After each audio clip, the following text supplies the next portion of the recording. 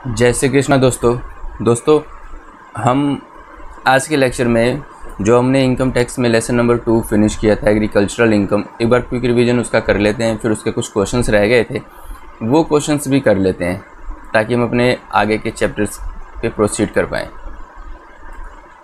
तो दोस्तों हमने ये अपना लेसन नंबर 2 है एग्रीकल्चरल इनकम, ये हमने समझ लिया था कि एग्रीकल्चरल इनकम की डेफिनेशन क्या है, पार्शियल इंटीग्रेशन क्या, दो ही कॉन्सेप्ट है इसमें और इन दोनों को ही हमने इस चैप्टर में समझा था। एग्रीकल्चरल इनकम में हमने क्या देखा, किस चीज़ पे ज़्यादा फोकस है कि सर जो लैंड है वो सिचुएटेड कहाँ होनी चाहिए, इंडिया में होनी चाहिए और उसका जो यूज है वो एग्रीकल्चरल पर्पस के लिए होना चाहिए।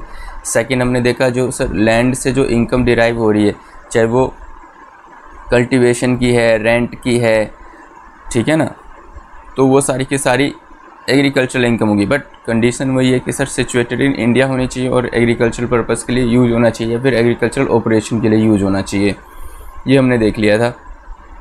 फिर थर्ड पॉइंट था हमारा इनकम फ्रॉम फार्म बिल्डिंग, मतलब जो खेतों में अगर छोटे छोटे खेतों में अगर ये बिल्डिंग बना लेते हैं, स्टोरेज की सर्विस देते हैं या किसी भी चीज़ के लिए, तो फिर इसकी भी इनकम हमने देख लिया था कि सर ये इनकम फ्रॉम फार्म बिल्डिंग भी एग्रीकल्चरल इनकम है। नोट में ये देखा था कि इस एग्रीकल्चरल इनकम जो लैंड है इसको अगर हम सेल करते हैं तो फिर ये कैपिटल गेन नहीं कहलाएगा, कैपिटल गेन नहीं होगा, यही बात यहाँ लिखी गई है। Shall not be treated as agricultural income, ये हमने देख लिया था। फिर सर कुछ ऐसे केसेस भी हैं जिसमें अगर 100 रुपये कमा रहे हैं, 100 रुपये हमारा अगर इनकम है तो उसको डिवाइड कर दिया है इन्होंने कि अगर आप टी मतलब चाय का बिज़नेस करते हैं तो 40% माना जाएगा कि ये नॉन एग्रीकल्चरल इनकम है और 60% माना जाएगा कि ये एग्रीकल्चरल इनकम है। ये देखा था लेटेक्स और सेनेक्स और लेटेक्स बेस्ड क्रेप्स, ये बेसिकली रबड़ के कॉन्टेक्स्ट में है। रबड़ का जो बिज़नेस होता है उसमें 35% नॉन एग्रीकल्चरल इनकम है और 65% एग्रीकल्चरल इनकम है। Coffee grown and cured by seller, coffee की उत्पादन हो रही है तो उसमें 75% एग्रीकल्चरल इनकम है और 25% नॉन एग्रीकल्चरल इनकम, ये हमने देख लिया था। आगे सर हमने पढ़ा था ये इस चैप्टर का जो टॉपिक लास्ट टॉपिक और बहुत ही इंपॉर्टेंट टॉपिक था स्कीम ऑफ पार्शियल इंटीग्रेशन। इसमें क्या था कि कोई व्यक्ति है उसकी एग्रीकल्चरल इनकम भी हो रही है और नॉन एग्रीकल्चरल इनकम भी हो रही है, ठीक है ना। तो इस केस में क्या करें, तो इसमें ये देखा था कि एग्रीकल्चरल इनकम जो है वो तो चार्जेबल है नहीं, वो टोटली एग्जेम्प्ट है, लेकिन फिर भी एग्रीकल्चरल इनकम को भी कंप्यूटेशन में लेंगे, जो हम उसके टैक्स को कंप्यूट करेंगे। इसी स्कीम को क्या बोलते हैं, पार्शियल इंटीग्रेशन। इसमें क्या बताया गया था, ये किसके लिए एप्लीकेबल है, ये individual HUF body of individual association of person और आर्टिफिशियल जुडिशियल पर्सन के लिए ये एप्लीकेबल है। इसमें क्या था कि जो टैक्स पेयर है उसका जो नॉन एग्रीकल्चरल इनकम है अगर उसके वो बेसिक स्लैब से ज़्यादा है, जैसे किसी के लिए स्लैब 2.5 लाख तक है, 3 लाख 5 लाख तक है, तो अगर उससे उसकी इनकम ज़्यादा है तो ये पार्शियल इंटीग्रेशन का कॉन्सेप्ट अप्लाई होगा। थर्ड है no agricultural income of tax payer exceeds ₹5,000, मतलब जो नॉन एग्रीकल्चरल इनकम है वो तो 2.5 लाख 3 लाख और 5 लाख से ज़्यादा है और जो एग्रीकल्चरल इनकम है वो 5,000 से ज़्यादा होनी चाहिए, तो पार्शियल इंटीग्रेशन का अप्लाई हो जाएगा। तो सर पार्शियल इंटीग्रेशन कहाँ एप्लीकेबल नहीं है, फर्म के केस में, कंपनी के केस में, कोऑपरेटिव सोसाइटी के केस में, ये हमने देख लिया था। लेकिन अब इनका प्रोसीजर था कि सर अगर पार्शियल इंटीग्रेशन का कॉन्सेप्ट आएगा या केस फॉल करता है तो कैसे कैलकुलेट करेंगे। तो स्टेप 1 में हमने देखा कि जो नेट एग्रीकल्चरल इनकम है उस पर इनकम टैक्स कैलकुलेट कर दो। सेकेंड, एग्रीकल्चर और नॉन एग्रीकल्चरल इनकम दोनों को एग्रीगेट करो, ठीक है, उस पर टैक्स कैलकुलेट कर दो। स्टेप 3, जो नेट एग्रीकल्चरल इनकम है उसमें स्लैब का जो बेनिफिट उसको मिल रहा है वो ऐड कर दो और फिर इनकम टैक्स निकाल दो। और उसके बाद हमने देखा स्टेप 4 में कि जो स्टेप 2 है एग्रीगेट वाले पे और स्टेप 3 है एग्रीकल्चरल इनकम प्लस स्लैब वाले पे जो टैक्स कंप्यूट होगा दोनों को माइनस कर दो, रिड्यूस कर देंगे। फिर जो फाइंड आउट बैलेंस का पता लगा लेंगे, उस बैलेंस पे हम टैक्स सरचार्ज से सब लगा देंगे। तो इस तरीके से ये था, वही इनकम टैक्स की कंप्यूटेशन। 6 स्टेप हैं और ये समरी कि भाई ये चैप्टर फिनिश हो गया। प्रॉब्लम 1, क्वेश्चन नंबर 1 हमने देख लिया था। इसमें क्या था, देखते हैं पार्शियल इंटीग्रेशन का कॉन्सेप्ट अप्लाई होगा या नहीं, क्योंकि जो ग्रॉस एग्रीकल्चरल इनकम है वो 12,21,000 है, मतलब मोर देन 5,000 है। ठीक है। एक्सपेंडिचर ऑन अर्निंग 90,000 है। नॉन एग्रीकल्चरल इनकम 4 लाख है। इसका मतलब अगर मिसेज एक्स है, डेट ऑफ बर्थ 1950 है, तो अगर हम देखें 1950 से लेके अभी प्रीवियस ईयर है आपका इसमें 19-20, तो 20 साल, ये तो मोर देन, मतलब ये मोर देन 60 ईयर्स ओल्ड है, तो इनके लिए 3 लाख तक का स्लैब एप्लीकेबल है। और ये 3 लाख से ज़्यादा इनकी इनकम है, 4 लाख है, तो फिर पार्शियल इंटीग्रेशन तो एप्लीकेबल होगा। तो सर कैसे करें? सबसे पहले 4 लाख रुपए जो इनका ग्रॉस टोटल इनकम है, माइनस कर दो 90,000 का डिडक्शन। 90,000 का डिडक्शन इसलिए मिल जाएगा क्योंकि इन्होंने इंश्योरेंस पॉलिसी में अपनी जो इन्वेस्टमेंट है वो की है। तो नेट टैक्सेबल इनकम हो जाएगा 3,10,000। तो अब देखते हैं, वो तो हो गया कि एग्रीकल्चरल इनकम को भी इग्नोर करते हुए उनकी टैक्स की कंप्यूटेशन हो गई। इनकम टैक्स की कंप्यूटेशन, जो नेट टैक्सेबल इनकम है वो निकाल लिया हमने। अब चेक करते हैं आगे, फिर वही सारी चीज़ें कि सर इसमें जो पार्शियल इंटीग्रेशन है वो एप्लीकेबल है या नहीं, तो वो है। तो नेट एग्रीकल्चरल इनकम हमने देख लिया कितना है, 3,10,000 जो अदर देन एग्रीकल्चरल इनकम के साथ, और 11,31,000 जो एग्रीकल्चरल है। तो टोटल कितना हो जाएगा? 14,41,000। अब इस 14,41,000 पे टैक्स निकाल दो। फिर स्टेप 2 है कि जो 11,31,000 उसमें एग्जम्पशन लिमिट ऐड कर दो, 14,31,000, और फिर जो 14,31,000 है उस पे टैक्स निकाल दो। वहाँ क्या था, 11,31,000 और 3,10,000, उस पे आपने टैक्स निकाल दिया। अब यहाँ पे 11,31,000 में बेसिक जो एग्जम्पशन लिमिट ये ले रहे थे सीनियर सिटीजन वाला 3 लाख का, वो ऐड कर दिया, 14,31,000 पे टैक्स निकाल दिया। अब स्टेप 1 में जो कैलकुलेट हुआ वो है 2,42,000। स्टेप 2 में जो कैलकुलेट 2,39,000, तो नेट कितना बन गया? 3,000। अब इस 3,000 पे आप लगा दो सेस, यही इनका टैक्स निकल जाएगा।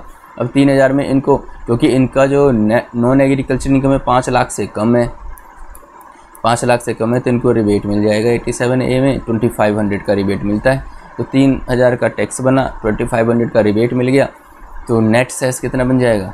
500। नेट टैक्स 500, उस 500 पे आप टैक्स लगा दो, एजुकेशन सेस लगा दो 3%। अगर हेल्थ एंड एजुकेशन सेस हो जाता तो वो 4% हो जाता, और फिर 515 हो जाएगा। इसको राउंड ऑफ हमने सीखा था, 515 है तो सर 520 कर देंगे, 500 होता तो 500 कर देते। और इस तरीके से ये हमने कैलकुलेट कर लिया। ये इतने सारे स्टेप्स फॉलो होते हैं। अब देख लेते हैं सर इसमें सेकंड क्वेश्चन भी एक बार प्रैक्टिस कर लेते हैं, इसमें भी देख लेते हैं। Income from house property 1,60,000। Income from growing manufacturing T, manufacturing T है तो टी में तो 2 तरीके से डिवाइड कर देते हैं, 60% एग्रीकल्चरल इनकम मानते हैं और 40% नॉन एग्रीकल्चरल इनकम मानते हैं। Share of profit carrying business in India 1,20,000 और donation to prime minister fund 40,000। ये इन्होंने सारा काम किया। अब इनकी कंप्यूटेशन कर लेते हैं। इनकम फ्रॉम हाउस प्रॉपर्टी जो नॉन एग्रीकल्चरल इनकम है वो 1,60,000 है, एग्रीकल्चरल इनकम नहीं लिखेंगे। टी बिजनेस में 40 और 60 करना पड़ेगा, जो नॉन एग्रीकल्चरल है वो 40,000 हो जाएगा और 60,000 क्या हो जाएगा? Agricultural income. Share of profit from firm, जो फर्म से जो पैसा मिला है ना, फर्म से जो पैसा मिला है दोस्तों वो एग्जेम्प्ट होता है, क्योंकि उस पर पार्टनरशिप फर्म पैसा पे करेगी, तो ये एग्जेम्प्ट हो गया। तो ग्रॉस टोटल इनकम कितना हो गया? 2 लाख, और यहाँ पे एग्रीकल्चर की बात करें तो 60,000। डिडक्शन इनको यहाँ मिल जाएगा क्योंकि 40,000 उन्होंने नेशनल रिलीफ फंड में डोनेट किया है, तो नेट टैक्सेबल इनकम 1,60,000 और यहाँ 60,000। तो अब इनकी टोटल टैक्स लायबिलिटी जो बनेगी वो nil, because scheme of partial integration is not applicable. क्यों? क्योंकि जो इनका नेट टैक्सेबल इनकम बन रहा है वो लेस देन 2,50,000 है, स्लैब से कम है। अगर नॉन एग्रीकल्चरल इनकम स्लैब की इनकम से, स्लैब से अगर कम है तो फिर पार्शियल इंटीग्रेशन तो एप्लीकेबल होगा ही नहीं, क्योंकि पार्शियल इंटीग्रेशन की कंडीशन है कि सर उसका जो एग्रीकल्चरल इनकम है 5,000 से ज़्यादा होनी चाहिए, तो इस केस में 60,000 है, ठीक है। जो नॉन एग्रीकल्चरल इनकम है वो 2.5 लाख से ज़्यादा होनी चाहिए, या फिर 3 लाख या फिर 5 लाख, जो भी स्लैब एप्लीकेबल है एज वाइज। तो यहाँ तो सिर्फ 2.5 लाख से कम है तो एप्लीकेबल ही नहीं है। तो यहाँ पे बस इतने पे आपका सवाल ख़त्म हो जाएगा, क्योंकि पार्शियल इंटीग्रेशन कॉन्सेप्ट है नहीं तो अगर होता तो हम वो कंप्यूट भी कर लेते हैं। आगे चलते हैं। Problem number 3, x is a non resident 1920 he earn the following income during the previous year. अब इन्होंने नेट एग्रीकल्चरल इनकम 5,40,000 है सर, 5,000 से तो ज़्यादा है। Income from business 3 lakh, income from other source 2,60,000 sir, ये तो 5,60,000 हो गया, इसको तो पार्शियल इंटीग्रेशन एप्लीकेबल होगा ही होगा। He made the following donation दे दिया 20,000, डोनेशन दे दिया चैरिटेबल ट्रस्ट में, डोनेशन दे दिया दिल्ली गवर्नमेंट के उसमें। अब कंप्यूट कर लेते हैं computation of taxable income. 3 lakh, 2,60,000 तो 5,60,000 हो गया, डिडक्शन जो भी उन्होंने डोनेशन दिया है। फिर ये जो नेट टैक्सेबल इनकम आया, और ये तो ऑलरेडी स्लैब से आ गया है, और नेट एग्रीकल्चरल इनकम तो 10,37,000 in the present case assessee individual हो non agricultural income more than the exemption limit. जो नॉन एग्रीकल्चरल इनकम 2.5 लाख से ज़्यादा है, and net agricultural income is 5,40,000 which is more than 5,000, ये भी 5,000 से ज़्यादा है, तो इसमें पार्शियल इंटीग्रेशन एप्लीकेबल हो जाएगा। तो सर पार्शियल इंटीग्रेशन में क्या होता है, स्टेप 1 में आप जो इसका नॉन एग्रीकल्चरल इनकम है 4,97,000 और जो एग्रीकल्चरल इनकम 5,40,000, इन दोनों को ऐड करो, 10,37,000 है, उस पर टैक्स कंप्यूट कर दो। और फिर स्टेप 2 में क्या है कि सर जो एग्रीकल्चरल इनकम है इसका 5,40,000, उसमें एग्जेम्पशन लिमिट ऐड कर दो और उस पर टैक्स कंप्यूट कर दो। ये हो गया 70,500 आ गया। और फिर माइनस करना होता है हमें स्टेप 3 में कि उस पर 1,23,600 आया था, इस पर 70,500 है, तो बैलेंस टैक्स अमाउंट कितना है 53,100, 53,100। तो अब इसमें देख लेते हैं कि क्या इसको 87A का रिलीफ मिलेगा जो 2,500 का मिलता है। वो सर इसलिए नहीं मिलेगा क्योंकि इसका जो नेट एग्रीकल्चरल इनकम है वो 5 लाख से ज़्यादा है, 5,40,000 है ना। तो इसको देख लेते हैं, यहाँ लिख लेते हैं from the balance give rebate if applicable add surcharge duty this is total income tax payable it is to be noted the applicability of rebate surcharge non agricultural income is considered. तो जो non agricultural income consider करेंगे तो balance tax कितना बन गया 53,100, rebate मिलेगा नहीं, 53,100 पे 4% सेस लगा दिया तो 55,220 आ जाएगा। अब इसमें देख लेते हैं इसको क्यों नहीं मिला रिबेट, क्योंकि इसका जो ग्रॉस टोटल इनकम है वो क्या है 5,60,000 है, इसलिए इसको नहीं मिला।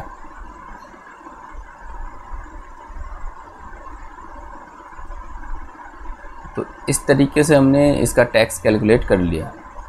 अब चलते हैं प्रॉब्लम नंबर 4 पे। Mister A is resident but not ordinary resident in India, age 62 years, मतलब मोर देन 60 ईयर्स है, तो इनके लिए 3 लाख एप्लीकेबल हो जाएगा slab. Net agricultural income 4 lakh, मतलब 5,000 से ज़्यादा है, ठीक है। और computer tax liability non agricultural income 8,50,000, sir non agricultural income भी स्लैब से ज़्यादा है, तो पार्शियल इंटीग्रेशन का तो कॉन्सेप्ट आएगा ही, 90,000 को डिडक्शन मिल जाएगा। तो 8,50,000 90,000 कर देंगे माइनस, तो 7,60,000, फिर नेट एग्रीकल्चरल ऐड कर देंगे तो 11,60,000। तो सबसे पहले हम क्या करेंगे सर, सबसे पहले 11,60,000 पे हम उसका टैक्स कैलकुलेट कर लेंगे।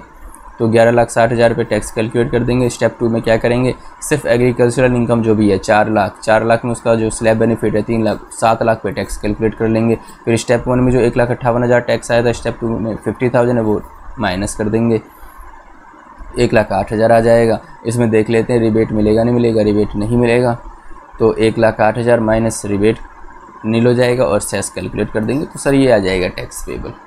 इस तरीके से हमने दोस्तों इस चैप्टर को बहुत ही अच्छे से फिनिश किया एग्रीकल्चरल इनकम का। इससे आप एक्सपेक्ट कर सकते हैं कि एक प्रैक्टिकल क्वेश्चन आ सकता है पेपर में, और आप अच्छे से इसको अटेम्प्ट भी कर पाएंगे और अच्छे से कॉन्सेप्ट भी समझ में आ गया आपको। फिर भी आप इसको रिवाइज़ कीजिए, प्रैक्टिस कीजिए। अगर कोई प्रॉब्लम है तो प्लीज़ कमेंट बॉक्स में ज़रूर मुझे मैसेज कीजिए या फिर इंस्टा पे DM किया करिए, ताकि मैं आपकी प्रॉब्लम का सॉल्यूशन दे पाऊँ।